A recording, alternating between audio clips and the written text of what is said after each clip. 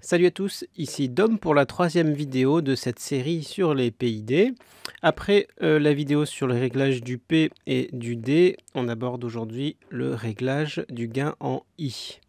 Ce sera une vidéo un petit peu plus courte que les précédentes puisque le I est le paramètre qui est le moins difficile à régler. Il est non moins important pour autant parce qu'en fait un régulateur sans intégrale, donc sans I, il a un gros défaut puisque il va y avoir une erreur qui va s'installer après la correction du P qui s'appelle l'erreur statique ou steady state error en anglais. Et en fait, il va persister un décalage entre la valeur actuelle et la valeur cible. Le I, ce qu'il va faire en fait, c'est qu'il va regarder dans le passé en quelque sorte pour faire une synthèse des erreurs et appliquer une correction qui va être donc proportionnelle à cette synthèse afin de diminuer l'erreur statique.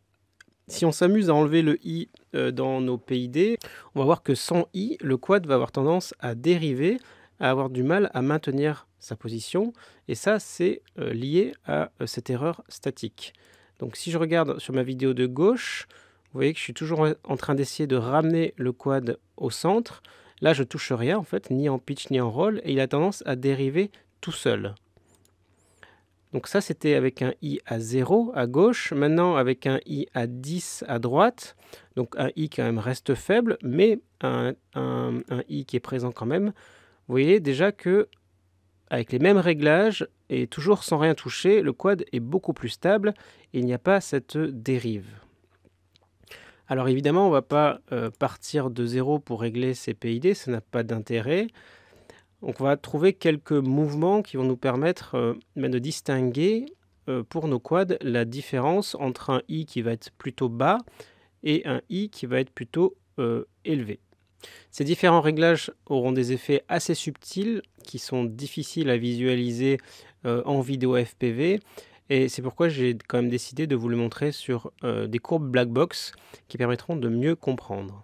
À savoir que en montant le I, on aura aussi des sensations de mouvements un peu plus robotiques et en le baissant, des mouvements un petit peu plus naturels. Donc il va y avoir aussi une préférence du pilote à un I très élevé, et un I plutôt élevé et un I plutôt bas, sachant que des variations de I n'entraîneront pas forcément de gros défauts dans le vol.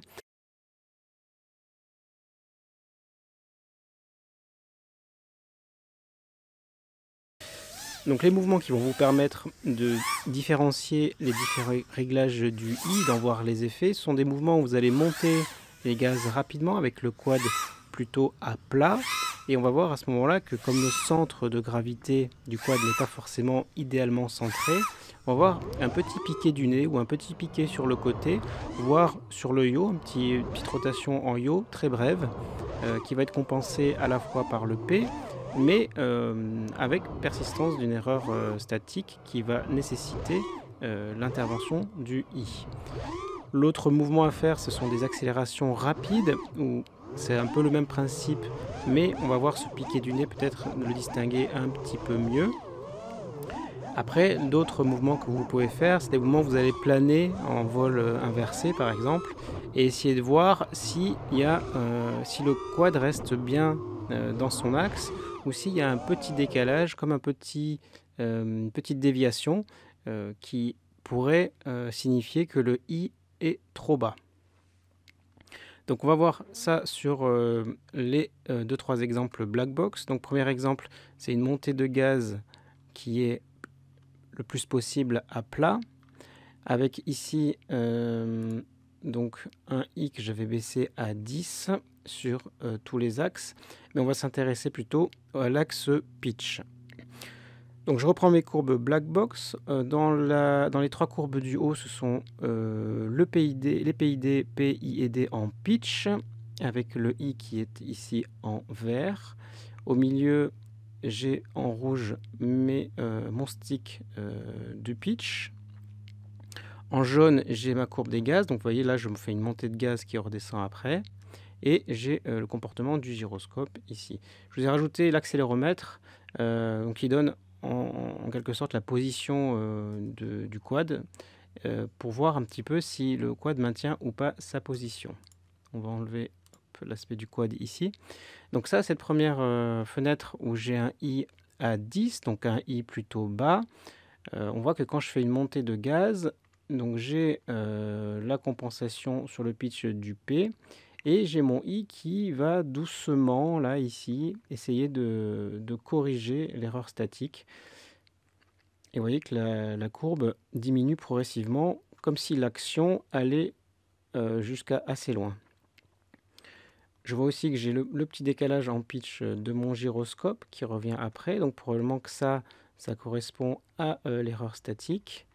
Donc ça, c'est avec un I à 10. Maintenant, si j'augmente mon I, ce que je vais constater là, c'est que... on va enlever le quad. Donc la courbe du I en vert, on a l'impression qu'elle agit de manière un petit peu plus agressive, avec un pic un peu plus haut et moins longtemps.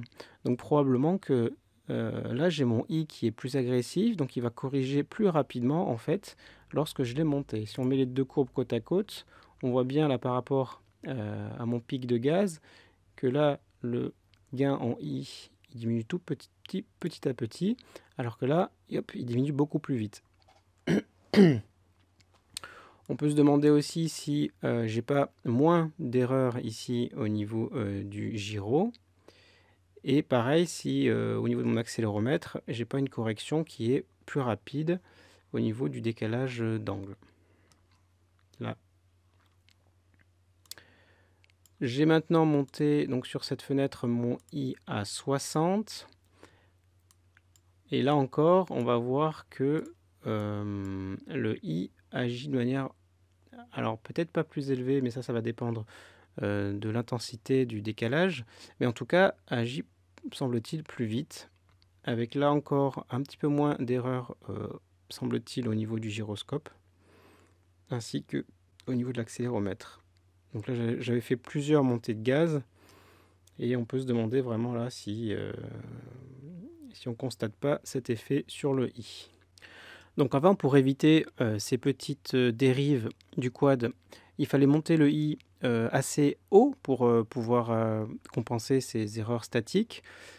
Depuis peu, il est arrivé une option qui s'appelle l'anti-gravity. Donc l'anti-gravity, c'est une option de Betaflight qui va en fait multiplier la valeur du I en fonction d'un coefficient qui va s'appliquer lorsqu'on va dépasser 35% de la valeur de gaz. Donc si on monte les gaz au-delà de 35%, la valeur de I va être multipliée par ce facteur. Donc si par exemple on a un I à 40 et qu'on règle son anti-gravity à 3, pendant qu'on va monter les gaz au-delà de 35%, le I va être brutalement monté à 120 dans tous les axes. Donc c'est une espèce de booster du I qui va permettre de mieux corriger ces petites dérives lors de la montée des gaz.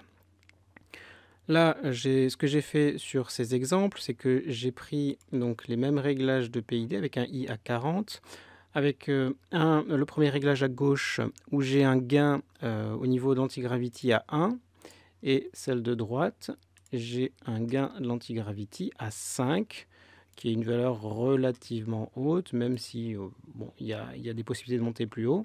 Donc les mouvements que je fais, ce sont ces mouvements-là de montée de gaz rapide, et vous voyez, ça fait des piquets du nez. Voilà, ces petites oscillations là de la caméra, on les voit très bien lors de cette montée de gaz. On les voit également sur la vidéo de droite.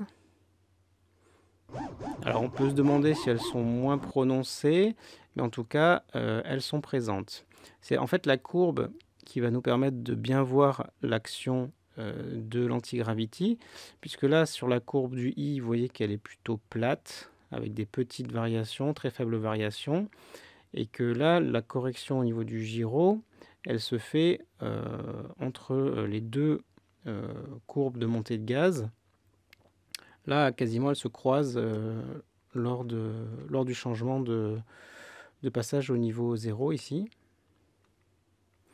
Et si on passe sur la vidéo de droite, donc on voit tout de suite que le gain en I est beaucoup moins plat, beaucoup plus accentué. Donc ça correspond à la montée du I par l'antigravity, montée brutale. Et du coup, elle baisse un peu plus parce qu'il y a moins à corriger à ce moment-là. Donc on a une correction qui est plus agressive. Et si on regarde au niveau de la courbe du gyro, là en pitch, on devine que la correction se fait plus tôt. Donc j'ai une correction qui se fait un petit peu plus rapidement et donc probablement un comportement qui va être meilleur. Donc l'antigravity, ça peut être intéressant pour ces piquets du nez, mais souvent il faut revenir quand même à la base. La base, c'est de bien équilibrer son quad. Et ça, je vois beaucoup de pilotes qui ne le font pas ou ne pensent pas à le faire. Donc équilibrer son quad, ça veut dire que on va bien régler le centre de gravité du quad pour qu'il soit au niveau du gyroscope.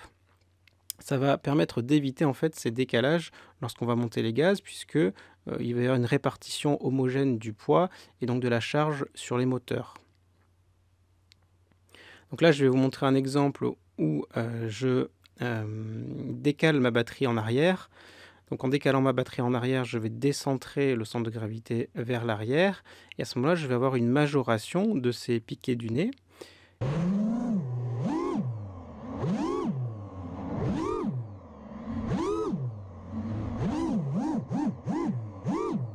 Si je recentre ma batterie en vérifiant que le centre de gravité est bien au niveau du gyroscope, à ce moment-là, ces piquets du nez seront beaucoup moins présents.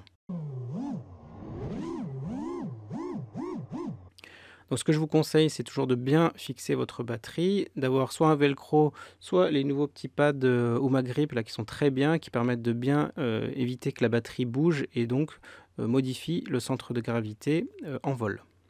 Voilà pour cette vidéo sur le réglage du I, qui a été donc un petit peu plus courte, sur un thème qui est un petit peu moins complexe. Je pense faire une dernière vidéo sur les PID, où on va essayer de faire la synthèse un petit peu de tout ce qu'on a dit sur ces 3 premières vidéos, sans rentrer dans les détails.